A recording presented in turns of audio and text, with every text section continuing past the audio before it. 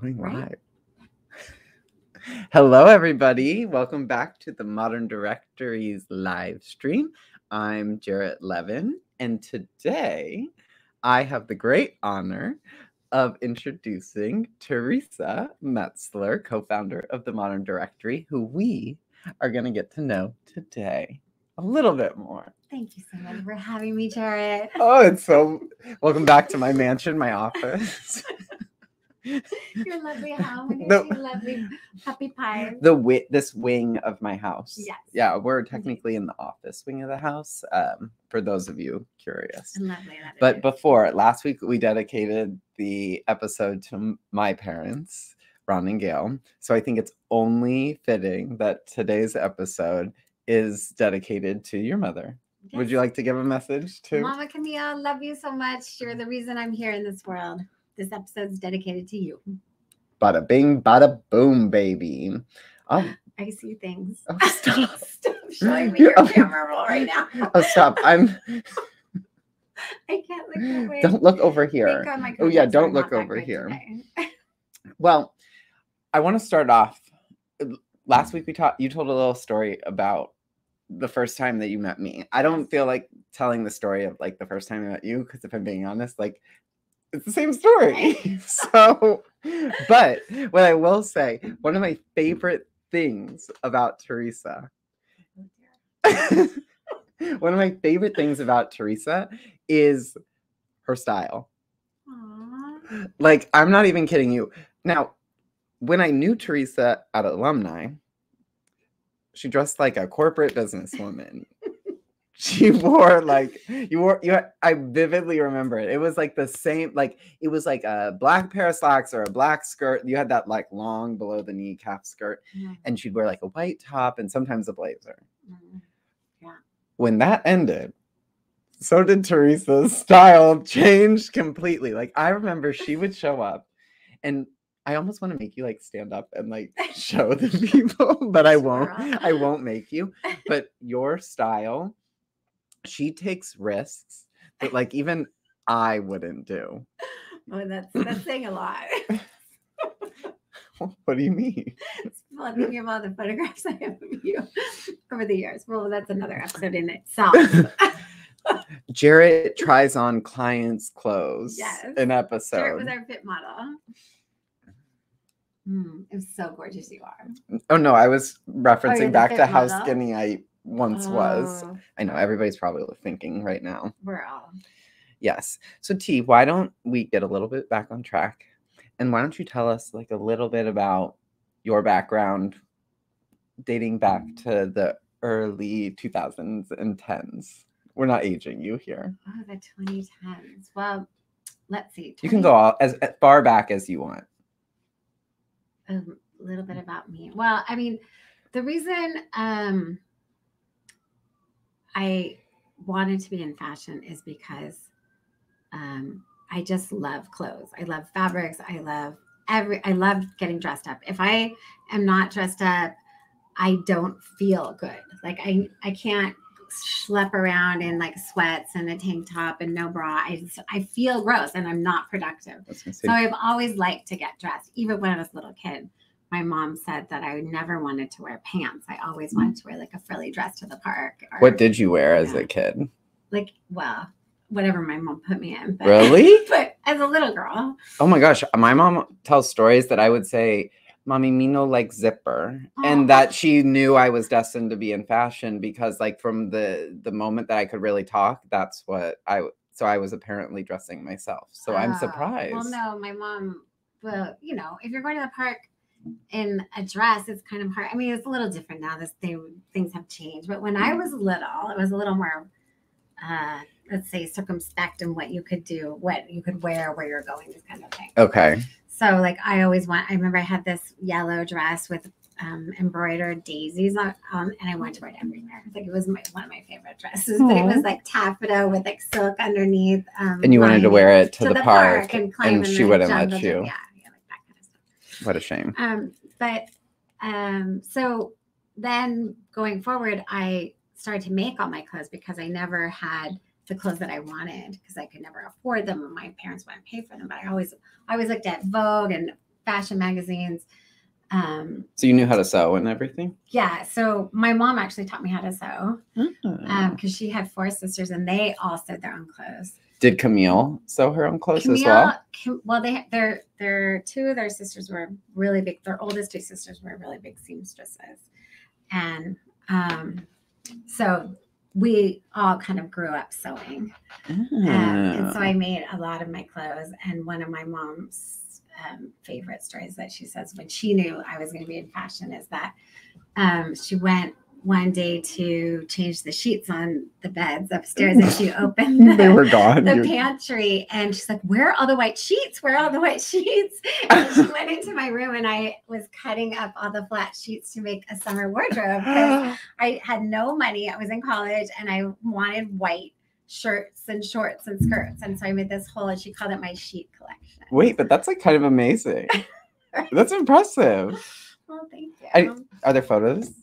You should like. Where's the archive? Yeah, a la Kim Kardashian, who keeps everything. Well, where is? Because she grew up in the age of photographs everywhere. There's very few photographs of me for several reasons. One of which is I hate being photographed. I hate being on. So you love camera. this, right? This is so much fun. I'm loving it right now. It's just my bracelet is stuck on my dress, but we're just gonna stare. We're just gonna let it be. So yes. Okay, so wait, so you did that. Did you go to school for? I did not go to fashion school. I wanted to. I got into fashion schools, but my parents were like, we really think that you should get a 4-year bachelor's degree.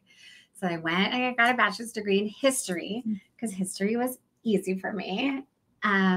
And you always need to know history. You always need to, and actually it has served me well because historically throughout the years, history has dictated fashion in many ways, like in the 40s and 50s during the war, they couldn't get they used silk for parachutes. So women couldn't wear silk stockings, Wow. The corset, its evolution over the years of, binding women's bodies and making it horrible and into like the impure ways. I mean, there's so many things that are historical about fashion that, it was helpful in a way and, learn about life as well. So you studied history, yes. But then out of college, did you ever use history or did you basically say, screw it? And then you went. No, I graduated and I got a job in the industry. Doing what? I worked for a small leather goods company who had the Yves Saint Laurent license it was before it was Saint Laurent. It was Yves Saint Laurent and it really had kind of taken a little plummet there. It was in, I think, Macy's or something. I didn't know. Did that really happen? It wasn't Macy's, but all the we're gonna get a cease. We're gonna get a cease and desist. Remove. Let's just say he had the license to sell it in Hawaii. Okay. And only Hawaii? In certain Japanese stores downtown. It was a little bit sketch, but they were legit stores. One of which was in the Bonaventure. Okay. And so I was his sales rep, and he was an older gentleman. We're just gonna pan the camera quickly to see the little baby girl. Hi, sweetie.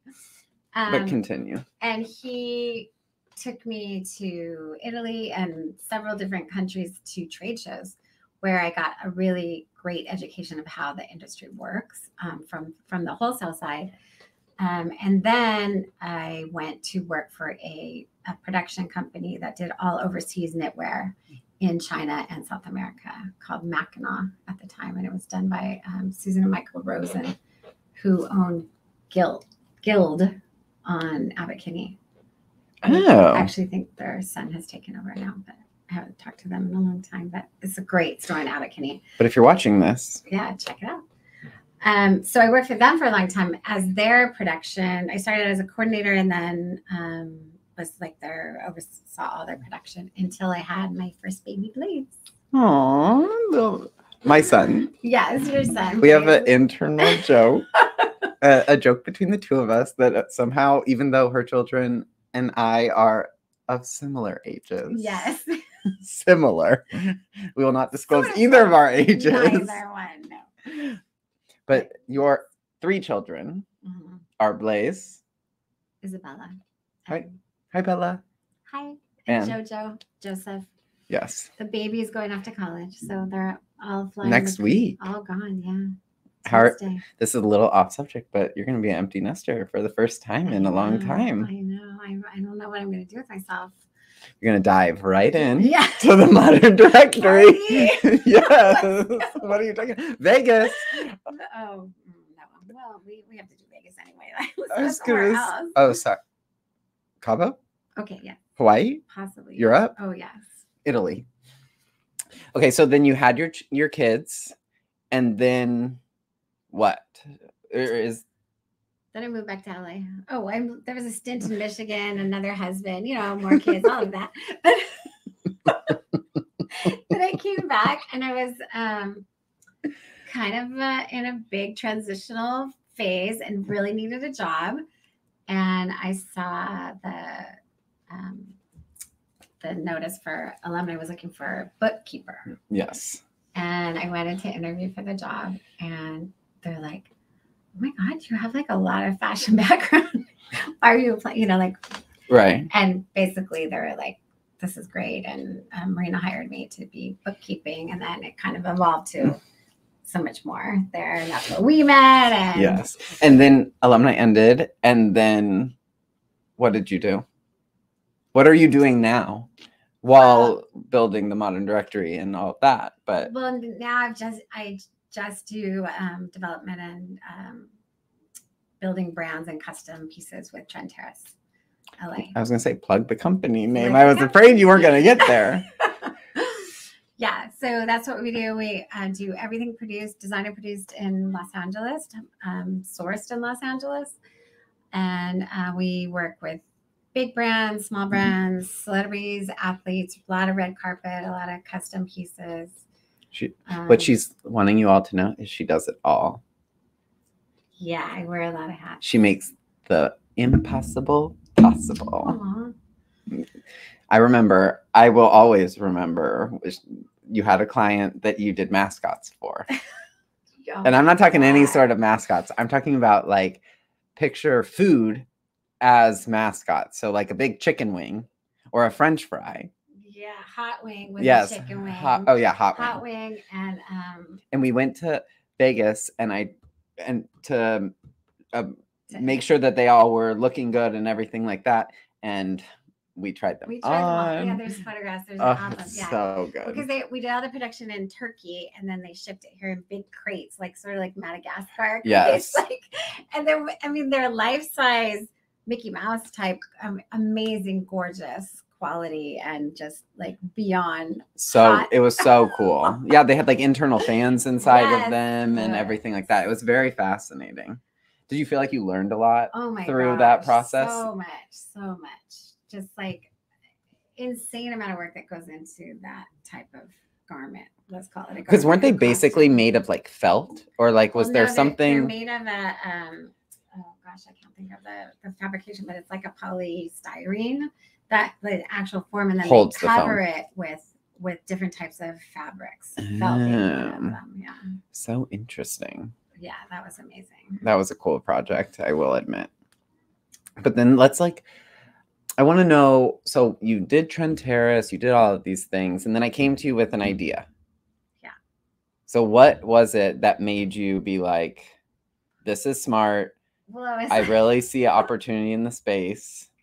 I was like, well, personally, I could definitely benefit from that for Theresa. We can all benefit from new sources of, manufacturers, brands. I mean, the sky's the limit, because what we both do encapsulates all that. But then we're like, if we can benefit from it, how many other people can benefit from it? And then we're both like, ding, let's just do this for everyone. Cha-ching, ching, ching. Or like, what's the sound that stars make? Like, bing, bing, bing. I'm not sure that's what they sound like, but I see it. That's there's no sounds. No. Maybe the new NASA camera thing can capture that. Sound. Maybe there's a sound thing that they can add to it. I don't know. But so I just feel that this is like the next big thing for fashion, because how many different elements and levels go into each product that we do as a small company. Think of like the larger components that go into big production. Well, I think if you look at like a huge company like a Nike, right? If you were to take the concept of, right, the modern directory and connecting all aspects, Nike, like your job may just be like a color specialist, right? Your job is color. You don't do anything other than color, right? And so then there's somebody else that's what? Designing the shoelace, and that's designing the sole, and that's just, I mean, I don't actually know that, but like they do drill it down for sure. Like there's the kid sweater designer, and the adult sweater and the men's sweater designer. Like there's. I remember when I was looking at jobs years like fresh out of college, and it was a Ralph Lauren had a posting, and it's Ralph Lauren outlets women's knit sweaters designer. Like that was how specific the role was. So what that really shows us in the case of the modern directory is that there's an opportunity to connect all of these different components. Completely. So we're here to bring it to you. Let's circle the circle of life together. The circle of the spinning wheel. I don't know what that means. I don't know. The circle of life. We're bringing it all together. Oh, yes. That just makes me want to sing from The Lion King. The circle of life. Yeah, you have to pay. You have to pay for that. Wait, really?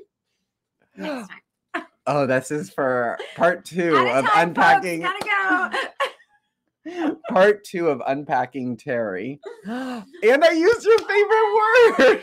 She hates the word unpacking. I think we mentioned it last week.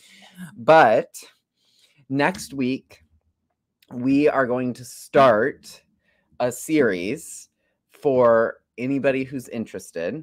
And what it is? The making of a brand. How to make your brand.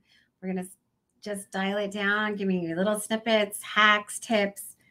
Get your brand going. Anybody who's interested in that, from t-shirts to ball gowns. Exactly. We'll tell you how to do it. We're going to start with sort of like how to get you up and running quick and fast. And then as the series progresses, we're going to be much more detailed about the process. And we'll also have some special guests along the way that can share some insight. But for now, we say ciao.